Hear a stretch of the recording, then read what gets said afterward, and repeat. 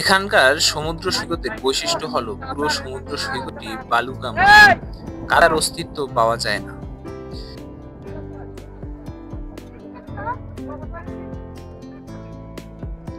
সৈকতে বালি থাকার যে কারণটি তা হচ্ছে এই সমুদ্র সৈকতের পাশেই রয়েছে বালিয়াড়ি সৈকত, মানে কক্সবাজার সমুদ্র সৈকতের শেষ আর বালিয়াড়ি সৈকতের শুরু।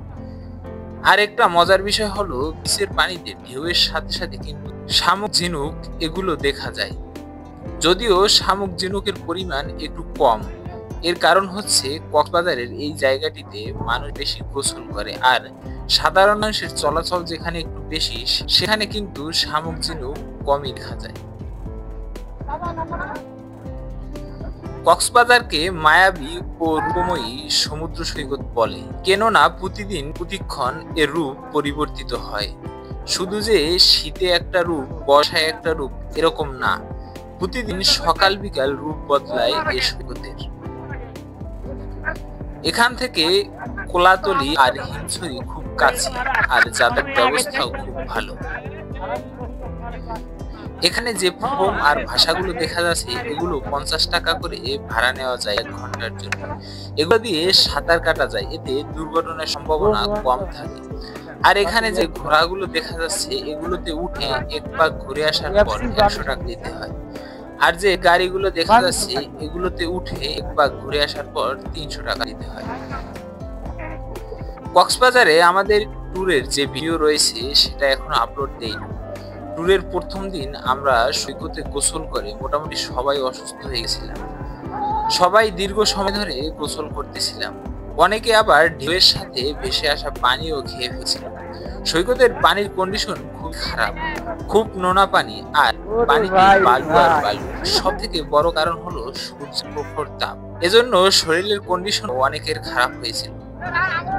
কক্সবাজার ট্যুর সম্পর্কে আমাদের সম্পূর্ণ ভিডিওটা কিছুদিন পরেই আপলোড দিব, আর সম্পূর্ণ ভিডিওটা যদি দেখতে চান তাহলে অবশ্যই লাইক কমেন্ট শেয়ার করে আমার পাশে থাকবেন।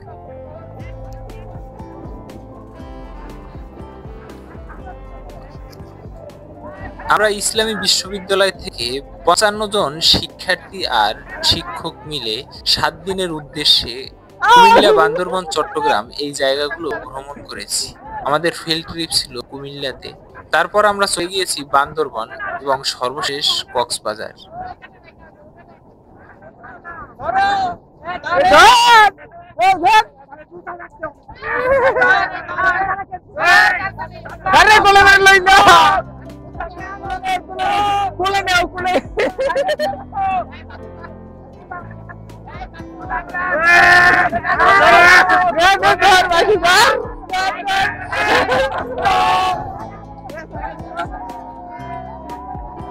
কুমিল্লা, বান্দরবান, কক্সবাজার ঘুরে ঘুরে আমরা কি দেখেছি তার সবগুলো ভিডিও রয়েছে, যেগুলো আলাদা আলাদা ভাবে আমার চ্যানেলে দেখতে পারবেন।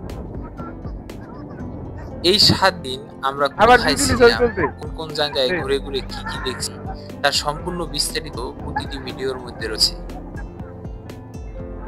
কুমিল্লা, বান্দরবান, চট্টগ্রাম যাতায়াত ব্যবস্থা কিরকম, কোন জায়গা থেকে আসতে কত টাকা ভাড়া লাগবে, এসে থাকার ব্যবস্থা কি, হোটেলের ভাড়া কত, কোথায় কি খাবেন, এ সম্পর্কে সম্পূর্ণ বিস্তারিত রয়েছে এই ভিডিওগুলোতে।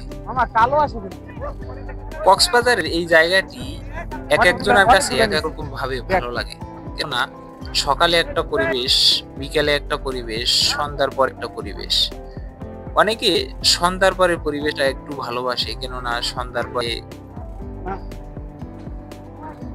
মৃদু মৃদু আলো থাকে আর এই সমুদ্র সৈকতের ঢেউটা অনুভব করার মতো। সমুদ্র সৈকতের যে ঢেউ, এটা ভেসে আসার যে দৃশ্য আর যে শব্দ, সেটা ভ্রমণ পিপাসী মানুষের মন ভুলিয়ে দেয়, মনকে আরো আনন্দময় ও প্রফুল্ল করে তোলে। এছাড়া এই সৈকতের পাশেই বাজার রয়েছে, বার্মিজ বাজার, তারপরে বিভিন্ন শুটকি মাছের বাজার রয়েছে, কাপড় চোপড় এ সম্পর্কিত বাজার রয়েছে। সব থেকে আকর্ষণীয় বিষয় হলো যতই পর্যটক আসুক না কেন, শত শত হাজার হাজার পর্যটকের থাকার ব্যবস্থা ভালো হয়ে যায়। হোটেলের দামটা যখন সিজন থাকে তখন একটু বেশি থাকে, তারপরও সব লোকেরাই কিন্তু থাকতে পারে, এমন হয় না যে কেউ এসে থাকতে পারেনি এরকম। ম্যাক্সিমাম লোকজনই বিয়ের পরে এ জায়গায় আসে, কারণ এখানে আসার পর সমুদ্র সৈকতের যে একটা ঢেউ, তারপরে একটা দৃশ্য, এই দৃশ্যটা দেখার পরে মনটা অন্যরকমের হয়ে যাবে। আর এই সময় যদি ওয়াইফ অথবা ফ্যামিলির অন্য কোনো মেম্বার পাশে থাকে, তাদের সাথে গল্প করে এই সুন্দর মুহূর্তগুলো কাটানো যায়, তাহলে সেটা একটু অন্যরকমেরই হয়।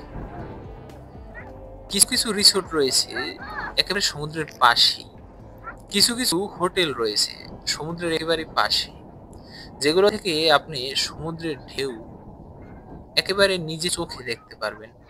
বারান্দায় দাঁড়ালেই সমুদ্রের ঢেউ দেখা যাবে, আর কলকল যে ধ্বনি সমুদ্রের, সেটা আপনি কিন্তু রুমে বসেই অনুভব করতে পারবেন।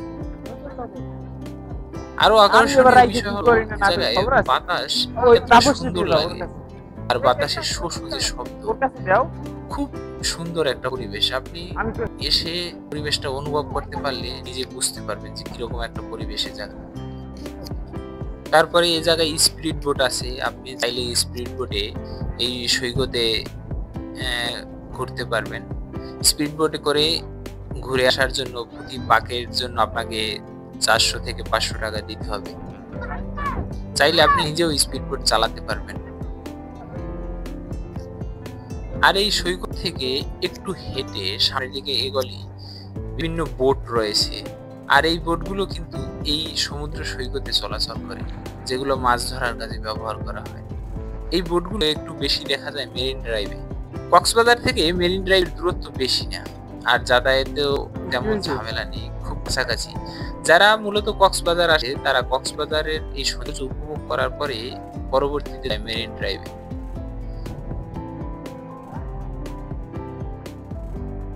তারপর যাই সামনে যাই।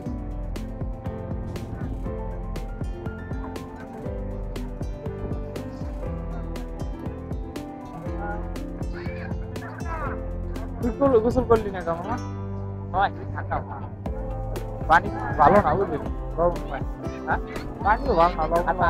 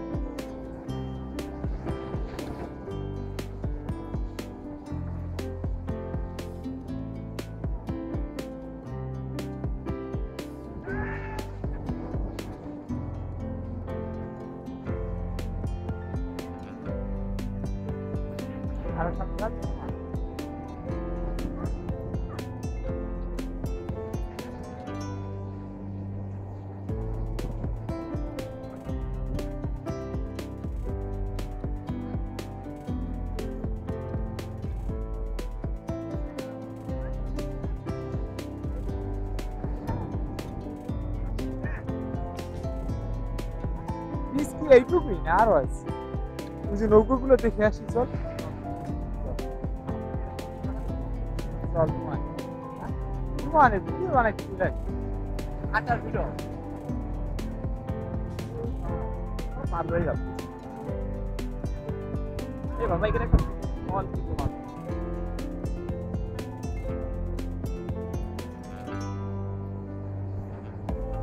আয় সামনে ছবি তুলবি, হ্যাঁ এই লাগে।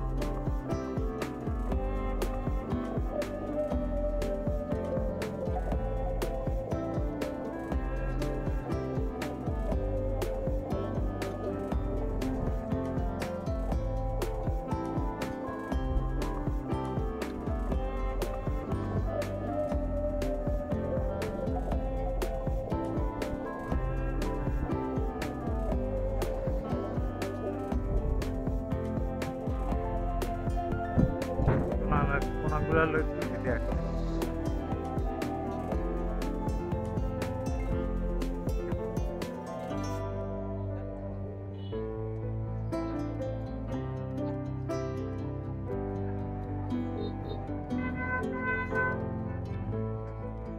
Thank you.